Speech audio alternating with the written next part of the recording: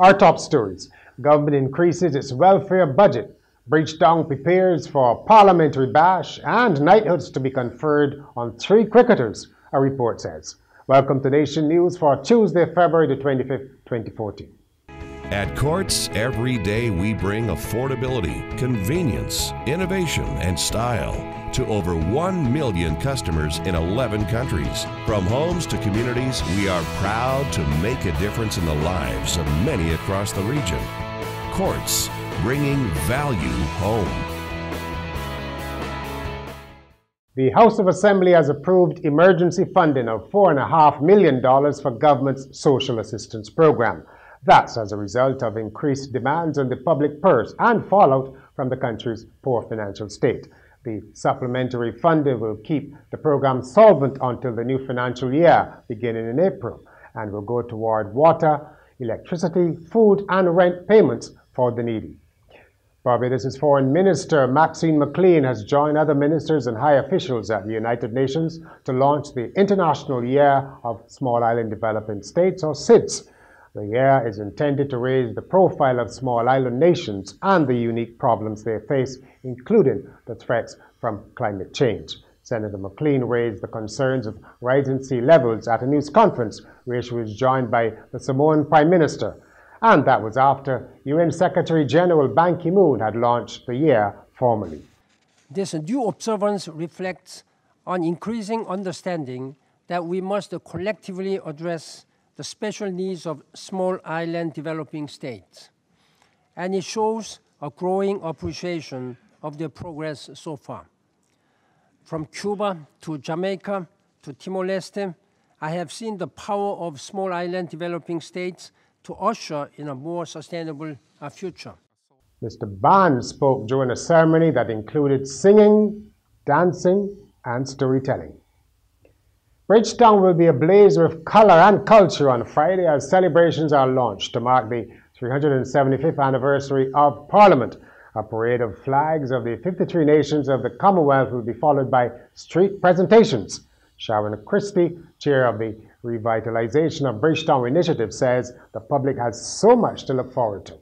In addition to these, would like to also share with the public and invite them to take part in some new heritage tours that are being offered on Friday, a special walk-in tour of the churches of Bridgetown.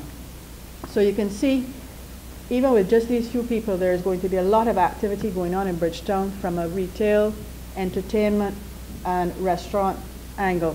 Superintendent David Johnson explains some of the traffic changes as a result of the celebrations. Well, we will not be closing down the main arteries into Bridgetown. For the purpose of the parade, we will just be holding off traffic from the route that the parade will take until the parade enters Hero Square. So early in the morning, we will have police officers in the city to make sure that there's no parking on these affected routes. That area where the taxis occupy in Hero Square will be cleared because the parade will form up when it comes up from Hero Square in that area, and then the BTA will have the area to do their show. Education and human resource management officials have welcomed the latest book by trade unionist and educator Dennis DePisa, Effective Management and Best Practices in the Workplace. The book was launched at the UWI's Open Campus, whose acting head, Ryan Bayer, said it was a useful reference tool for students and researchers. The book deals with topics such as how to be an effective manager, achieve an effective management in a unionized environment, and effective leadership in schools.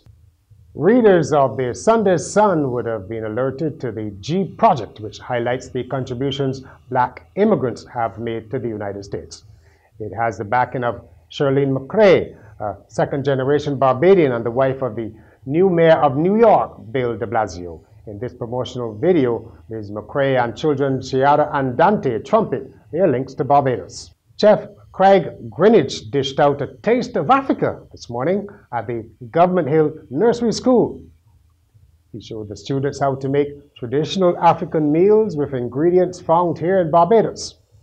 And he also spoke about African society and food culture.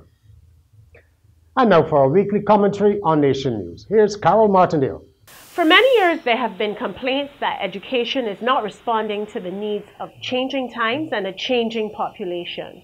This has prompted calls for the scrapping of the common entrance examination, as too many children were being channeled through the system and forced to write external examinations which they were failing. That is why we welcome the news that Springer Memorial has opened a hairdressing salon, while students at Parkinson Memorial recently held a showcase displaying arts and crafts. By offering these technical and vocational studies, those who are not academically inclined can niche where they can succeed. The Samuel Jackman Prescott Polytechnic is already bursting at the seams, turning away hundreds every year. If more schools encourage carpentry, tiling, plumbing, and other similar subjects while offering certification, it would go a long way in reducing dropouts while building a class of new entrepreneurs. The history, the legacy, the rivalry, the passion. We versus them. West Indies versus England. 3 T20s, March 9th, 11th, and 13th at the Mecca. We versus them. In sport, knighthoods are set to be conferred on 3 cricket legends, according to a report from Antigua. The Antigua Observer says former West Indies fast bowlers Andy Roberts and Curtly Ambrose, as well as batsman Richie Richardson, are to receive the country's 2nd highest honour on Friday. That's when West Indies take on England in the first one-day international at the Sir Vivian Richards Cricket Ground. Richardson, who is the current West Indies manager, says the Caribbean boys are ready for the English. Yeah, we had very good preparation in Jamaica, and even though we didn't do so well in the first T20, the guys played very, very well in the second and also in the ODI match against Ireland. So I think we're in pretty good nick, and the players I know are looking forward to taking on England, and I know that we're going to put on a very good show.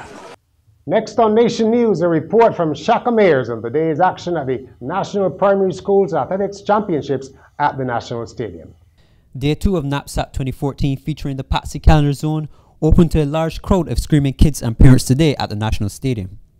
In the female division, St. Stephen's Primary, Charles F. Broome Primary, and LT Gay Memorial Primary took 1st, 2nd, and 3rd place respectively, with scores of 172, 124.50, and 124. In the male division, Luther Thorne Primary, Charles F. Broome Primary, and West Terrace Primary took 1st, 2nd, and 3rd place respectively, with scores of 163.75, 158.25, and 118. In the individual category, Victor Ludorm and the 13 Shem Williams of Luther Thorne Primary School took gold in the 200 and 400 meter races and achieved a distance of 4.69 meters in the long jump, while Victrix Ludorm and the 7 Sky Spencer Lane of West Terrace Primary grabbed gold in the 100 and 150 meter races and achieved a distance of 3.64 meters in the long jump. NAPSAT 2014 continues tomorrow with the Andrea Blackett Zone. This has been Shaka Mears reporting for Nation News. Sports was brought to you by We versus Them, West Indies versus England series. And finally, men are to be banned from becoming Queen or Princess of Wales as part of an unprecedented effort in Britain to rewrite the law to prevent the unintended consequences of gay marriage. For the authorities, it's just a tidying up exercise to make sure that the same-sex partner of a future king wouldn't be called Queen, or of a future Prince of Wales, Princess of Wales. Terms such as widow will be deleted or reworded in the proposed legislation, which takes account of the new definition of marriage in the UK. References to mothers, fathers, husbands, and wives are also to be amended to avoid future confusion. Opponents of same-sex marriage are predictably outraged. That's Nation News for Tuesday.